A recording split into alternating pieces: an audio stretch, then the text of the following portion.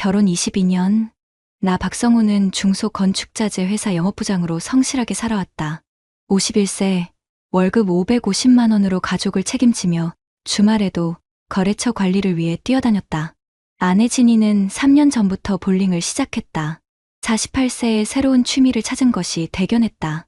처음엔 일주일에 한 번, 그러다 2번, 이제는 거의 매일 볼링장에 간다. 여보, 오늘도 볼링장 가? 언니들이랑 약속이 있어.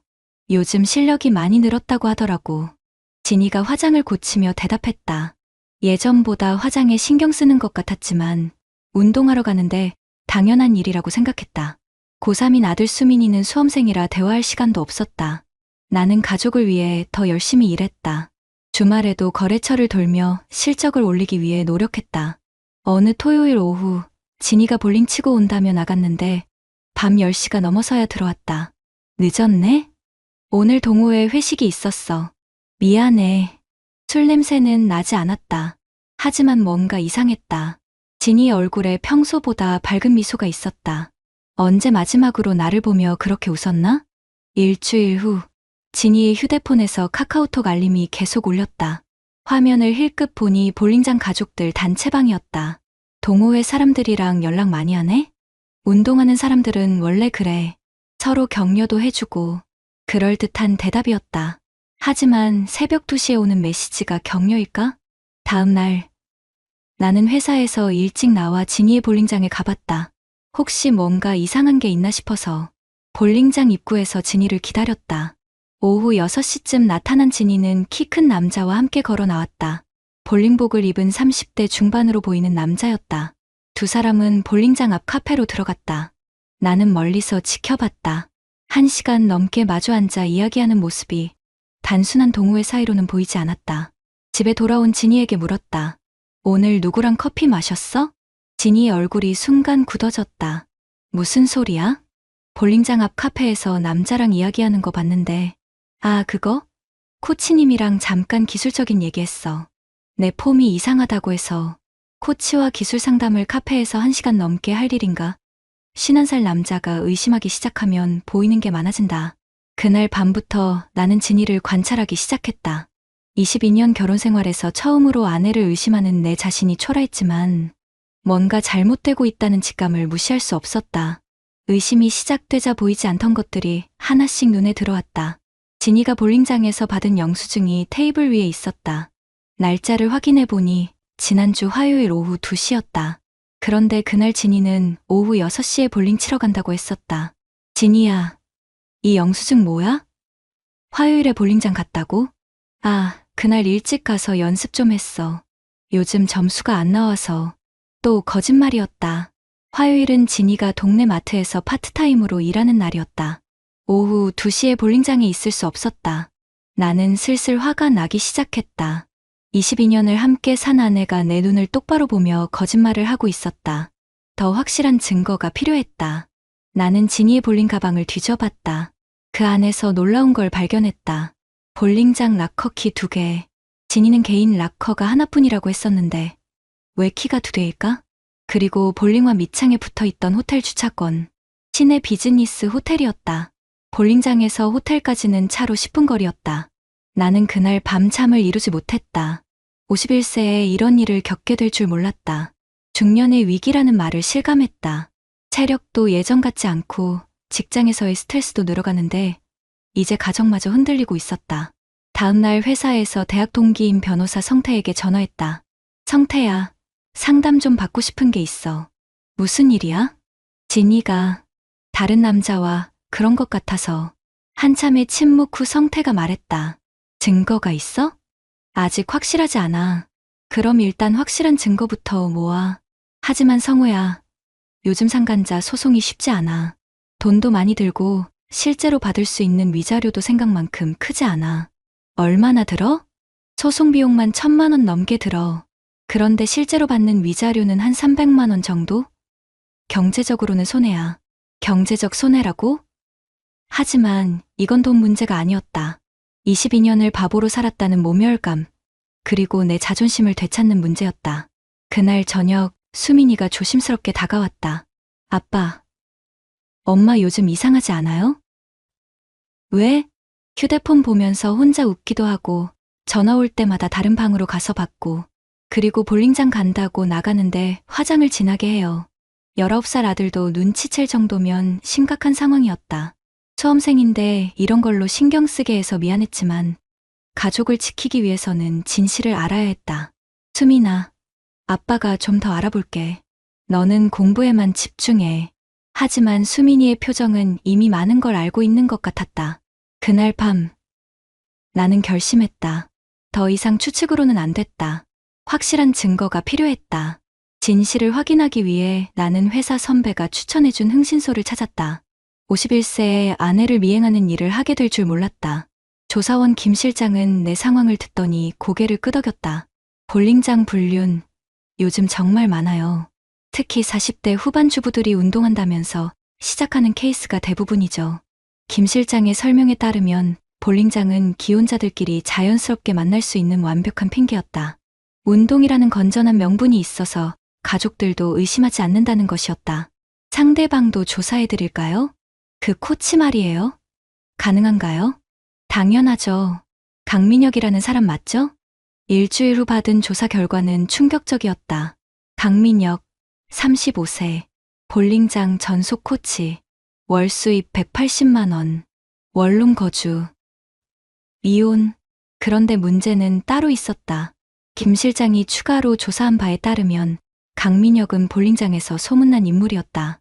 기혼 여성들에게 개인 레슨을 빌미로 접근하는 전문가였다.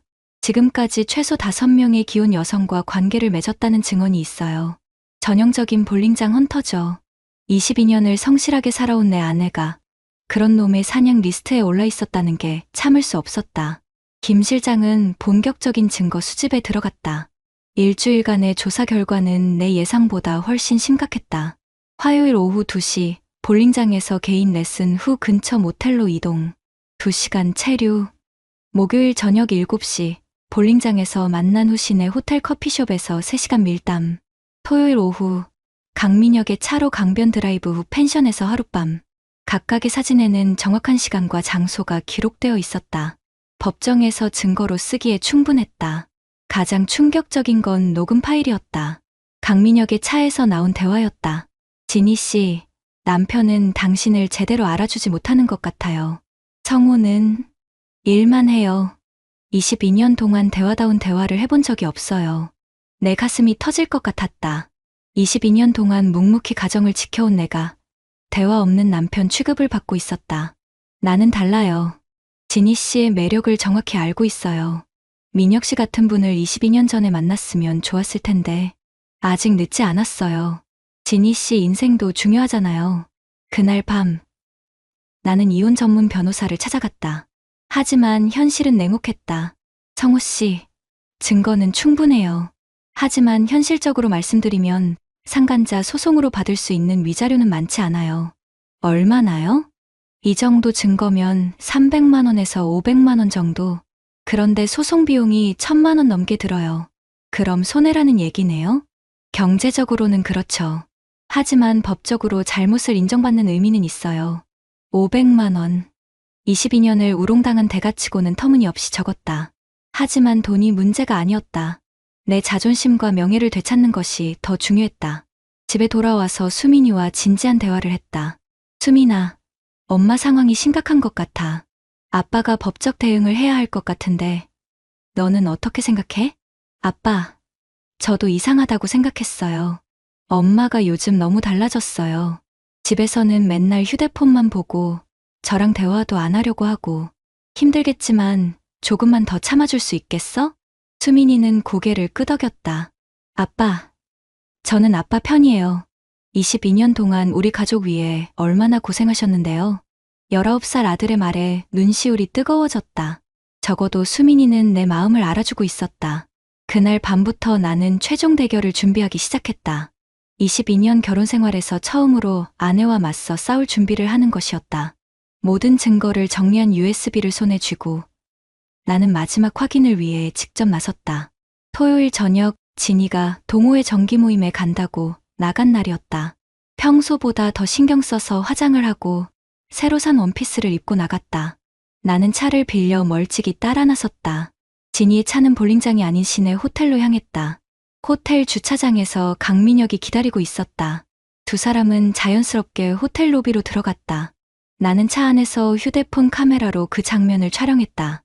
2시간 후, 두 사람이 호텔에서 나왔을 때 나는 더 이상 망설일 이유가 없었다. 그날 밤, 가족이 모두 모인 거실에서 나는 모든 걸 공개했다. 진이야, 우리 이야기 좀 하자. 무슨 얘기? 나는 노트북을 켜고 USB를 꽂았다. 22년 결혼 생활을 끝낼 증거들이 담긴 작은 장치였다. 일단 이것부터 보자. 첫 번째로 보여준 건 호텔 출입 사진이었다. 진이와 강민혁이 함께 호텔에 들어가는 모습이 선명하게 찍혀 있었다. 이 남자가 누구야? 강민혁 맞지? 진이의 얼굴이 새하얗게 질렸다. 이건 뭔가요? 오늘 오후 2시에 찍은 사진이야. 동호회 정기 모임은 어디서 했나? 수민이가 작은 소리로 엄마 라고 중얼거렸다. 아직 끝이 아니야. 이것도 들어봐. 두 번째는 강민혁의 차에서 나온 녹음 파일이었다. 성호는 일만 해요. 22년 동안 대화다운 대화를 해본 적이 없어요. 민혁 씨 같은 분을 22년 전에 만났으면 좋았을 텐데. 진희 자신의 목소리가 스피커에서 흘러나오자 그제서야 모든 걸 포기한 듯 고개를 떨어뜨렸다. 아빠, 수민이가 내 팔을 잡았다. 아들의 목소리가 떨리고 있었다. 괜찮아, 수민아. 아빠는 이미 다 알고 있었어.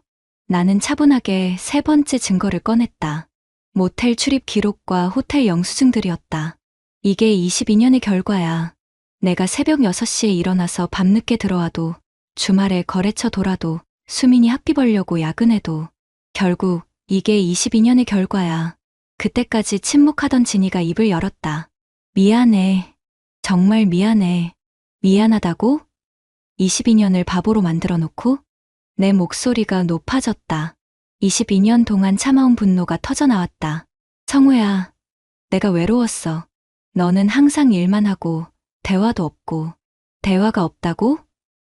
22년 동안 가족을 위해 살아온 게 대화가 없는 거야? 수민이가 갑자기 일어서더니 진이를 향해 소리쳤다. 엄마가 어떻게 이럴 수 있어요? 아빠가 우리를 위해 얼마나 고생하셨는데. 수민아. 아니에요. 저도 다 봤어요.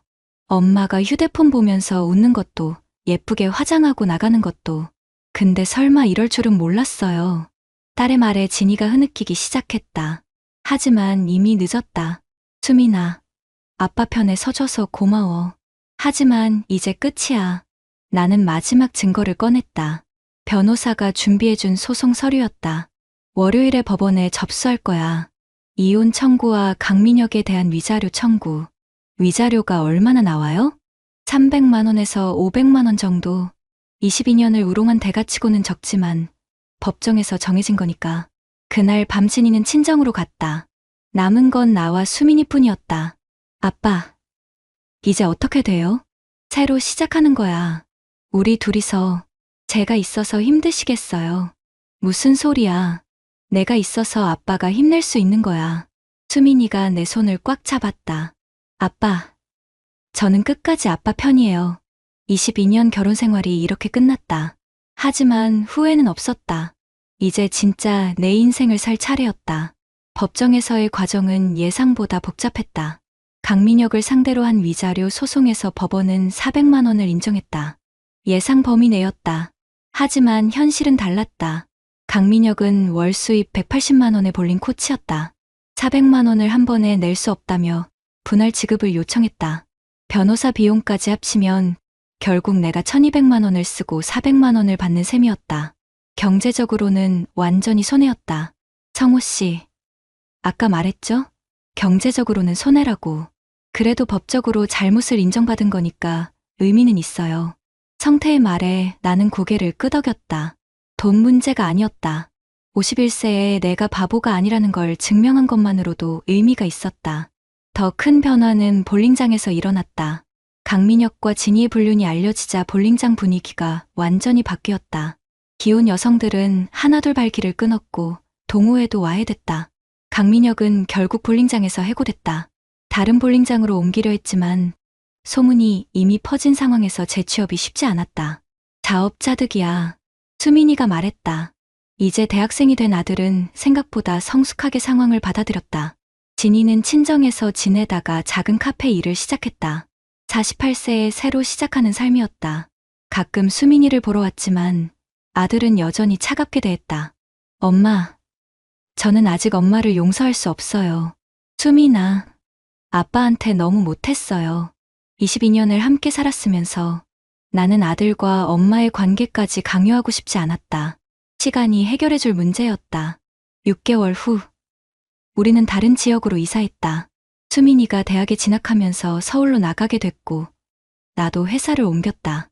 새 직장에서 사람들은 내가 이혼남이라는 것만 알았지, 자세한 사연은 몰랐다. 그게 좋았다. 51세에 새로 시작하는 인생에 과거의 짐은 필요 없었다. 아빠, 혼자 사시기 외롭지 않으세요? 대학생이 된 수민이가 주말에 와서 물었다. 전혀, 오히려 편해. 실제로 그랬다. 22년 동안 누군가를 책임지며 살았는데, 이제는 나만 챙기면 됐다. 자유로웠다. 새로운 취미도 생겼다. 등산이었다. 혼자서 조용히 산을 오르는 시간이 좋았다. 51세에 시작한 등산이지만 체력도 좋아지고 마음도 편해졌다. 요즘은 비슷한 상황에 처한 남성들이 조언을 구하러 온다. 온라인 커뮤니티에서 내 이야기를 보고 연락해오는 경우가 많다. 형님, 어떻게 그렇게 냉정하게 대처하셨어요? 감정적으로 대응하면 져요. 확실한 증거를 모으고 현실을 받아들이세요. 그리고 경제적으로는 손해라는 걸 미리 알고 시작하세요. 내 경험이 다른 사람들에게 도움이 된다니 보람을 느꼈다. 지난주에는 예상치 못한 일이 있었다. 강민혁이 찾아온 것이었다. 형님, 정말 죄송합니다. 1년 만에 본 강민혁은 많이 초라해져 있었다. 볼링장에서 해고된 후 택배 일을 한다고 했다. 사과는 당신 가족한테 하세요. 차가운 대답이었지만 더 이상 분노는 없었다. 51세에 배운 건 분노보다는 무관심이 더 강한 무기라는 것이었다. 어제 저녁 수민이와 함께 저녁을 먹으며 이야기했다. 아빠, 후회 안 하세요? 뭘? 소송한 거요. 경제적으로는 손해였잖아요. 전혀 후회 안 해. 아빠가 바보가 아니라는 걸 증명했으니까. 수민이가 웃었다. 저도 그래요. 아빠가 당당하게 대응해 주셔서 자랑스러워요. 51세의 새로운 시작. 22년의 결혼이 실패였다고 해서 내 인생이 실패는 아니었다.